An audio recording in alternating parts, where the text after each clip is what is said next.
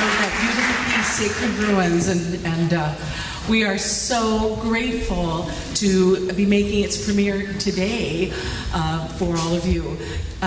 We will have a reception, and so if you will join us in the room over there, we have a lot of food, and Carly-Ann is going to talk a little bit more about her piece. I just wanted to share a little bit about Sacred Ruins, the piece that I wrote for Women's Chorus that I had the honor of having premiered with the Bremerton Symphony Chorale this evening, for this afternoon. So thank you so much for being here and for listening. I am Carly-Ann Worden, or C.A. Worden, as you saw in your program. I also go by the name professionally as Conowin Moore, or Smashing Ivory, and I am a composer, as well as an astrologer and a priestess, and I have brought this piece to you through kind of a roundabout way. So I just wanted to share a little bit about the story, and then also hopefully get to know some of you listening out there, because I so appreciate you coming today to enjoy all this beautiful music. So this piece I actually wrote back in June of 2020, and if we can go back in time a little bit and remember what things were like at that point, there were not a whole lot of choruses singing together.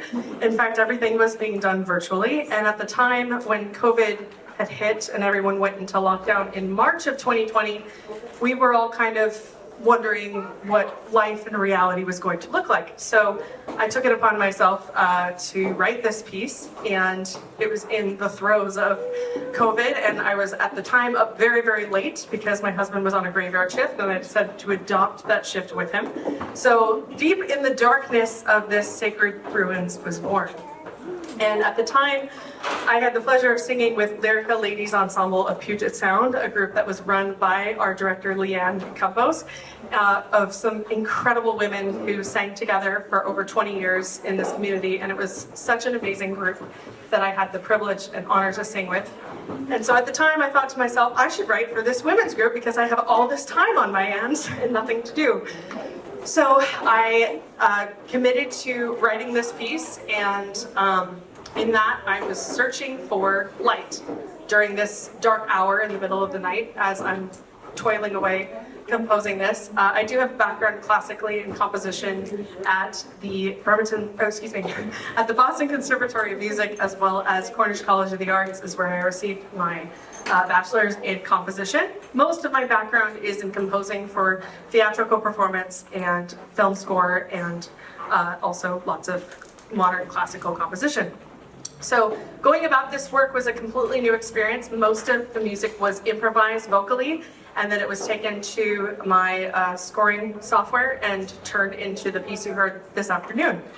So during the time in June, as I'm awake at weird hours in the evening and slowly turning into a vampire, I was also going through all of my childhood possessions at the time, and I was working with a dear figure of beauty and grace, who is the goddess Bridget.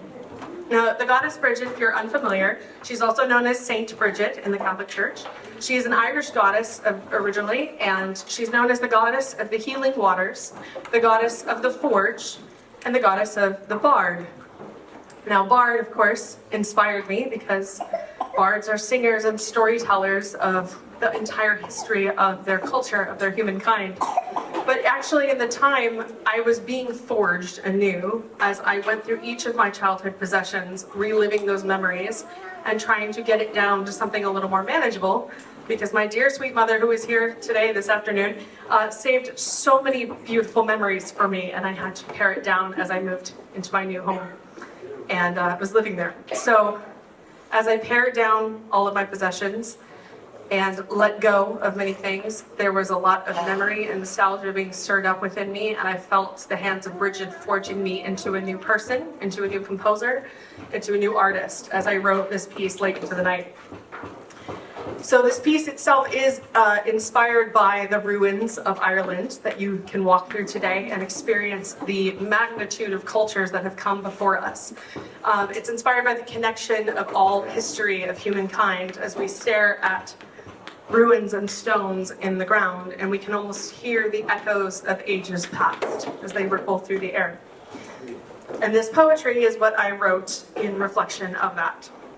So, unfortunately, sadly, Lyrica was dissolved a few years ago, but Leanne gave me the great privilege of offering to have this piece premiered by the Bremerton Symphony Chorale, and did me the absolute honor of asking me to not only witness it, but perform with the group, and I'm so grateful. So big round of applause real quick to Leanne, because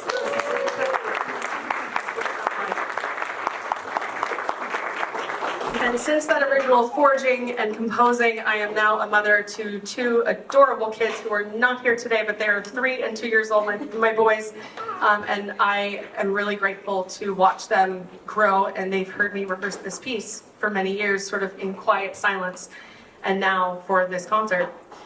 And once again, I find myself being visited by Bridget and being reforged into a new composer as well as a mother to these adorable kids, and into an artist, because I had the privilege of going through my parents' possessions recently as they decided to move closer to me, which is part of the reason why I was able to make it to rehearsals. Thank you, Mom and Dad. But also having the memories stirred up with every single item that I held on to and that we processed as they made their move was like going through that whole forging again. So it's been a really meaningful but bittersweet reckoning with memory and what we hold valuable as a culture, as a people, as humans, and coming into contact with watching our lives decay and what the end truly means. And as we heard today in Please Stay, sometimes that ending is just too overwhelming, and we choose to take that ending. I would hope that all of us, as we stare into the darkness, can remember that each of us holds a light within ourselves.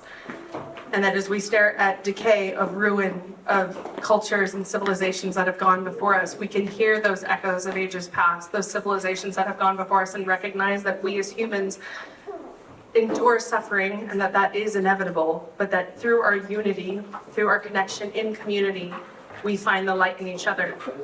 And that maybe the light can be found in the music we sing and perform together, in the stories that we tell of ages past, and in the peace we find amongst the standing stones of the ruins, of our personal sacred ruins within us, that change as the seasons with us change. So where is our light? I hope that we can each find it within our experience of death and rebirth through all seasons of life.